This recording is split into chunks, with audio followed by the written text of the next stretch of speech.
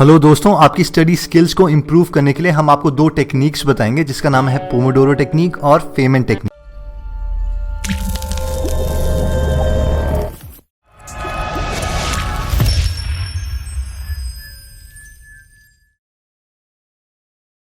तो सबसे पहले आती है पोमोडोरो टेक्निक। ये टेक्निक कहती है कि कोई भी इंसान एक टॉपिक पे 25 मिनट से ज्यादा कंसंट्रेट नहीं कर सकता, इसलिए हमें एक साथ 5 या 6 घंटे पढ़ने के बजाय 25 मिनट के छोटे छोटे सेशंस में पढ़ना चाहिए और हर एक 25 मिनट के सेशन के बाद हमें 10 मिनट की ब्रेक लेनी चाहिए और उन 10 मिनट में मेक श्योर कि आप उस स्टडी के एनवायरनमेंट से एकदम दूर हो। उन 10 मिनट में आप कुछ भी कर सकते हैं, वॉकिंग, डांसिंग, एक्सरसाइज, कुछ भी, लेकिन वो कोई भी एक्टिविटी आपकी बॉडी को मूव करनी चाहिए ताकि आपके ब्रेन में BDNF प्रोड्यूस हो, ब्रेन डिराइव्ड न्यूरोट्रोफिक फैक्टर, जिससे आपकी कंसंट्रेशन दोबारा से इंक्रीज हो जाए और इस तरह आप दोबारा से अपने 25 मिनट का सेशन स्टार्ट कर सकते हैं। दोस्तों, अपनी मैक्सिमम एफिशिएंसी अचीव करने के लिए और इस टेक्निक को फॉलो करने के लिए दो बहुत ही ज्यादा इंपॉर्टेंट बातों का आपको ध्यान रखना है। पहला, जब भी आप ये सेशन स्टार्ट करेंगे तो कभी भी आप अपने दिमाग में ये नहीं बोलेंगे कि मुझे इतना पोर्शन सिलेबस का खत्म करना है या ये असाइनमेंट खत्म करनी है,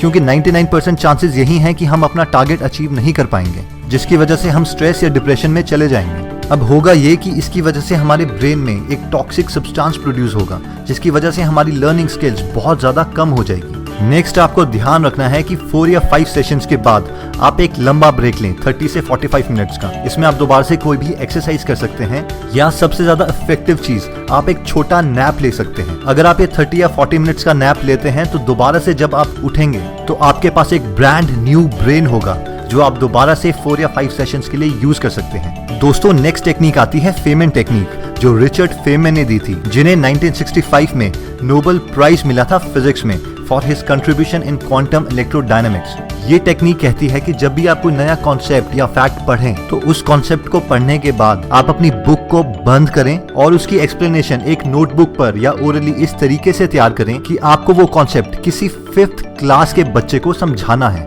दोस्तों, ये एक ट्रू टेस्ट है कि आपको एक्चुअल में कोई चीज समझ आई है या नहीं आई है। इसमें 2 की इंग्रेडिएंट्स हैं। पहला, आपको कॉन्सेप्ट समझने के बाद बुक बंद करनी है और सेकंड, आपको उस कॉन्सेप्ट को इस तरीके से प्रिपेयर करना है ताकि एक 5th क्लास का बच्चा भी उसे समझ सके। अगर आपने कोई कॉन्सेप्ट ऑलरेडी किसी से सुना है या उन वर्ड्स के साथ आप फैमिलियर हैं, उनके जार्गन से फैमिलियर हैं, तो आपको लगेगा कि आपको वो चीज आती है और यही रीजन है कि मैक्सिमम स्टूडेंट्स एग्जाम रूम में पहुंचते ही सब कुछ भूल जाते हैं, क्योंकि हमारा ब्रेन रिकॉग्नाइज करने में बहुत अच्छा है लेकिन रिकॉल करने में थोड़ा कमजोर। चलिए दोस्तों, अगर आप चाहते हैं कि हम आपका सिलेबस एक्चुअल में कवर करें तो आप डिस्क्रिप्शन में दिए हुए लिंक पे जाके हमारा दूसरा चैनल सब्सक्राइब कर सकते हैं और अगर आप हमारी कोई वीडियो मिस नहीं करना चाहते तो बेल का आइकन दबाना मत भूलिएगा।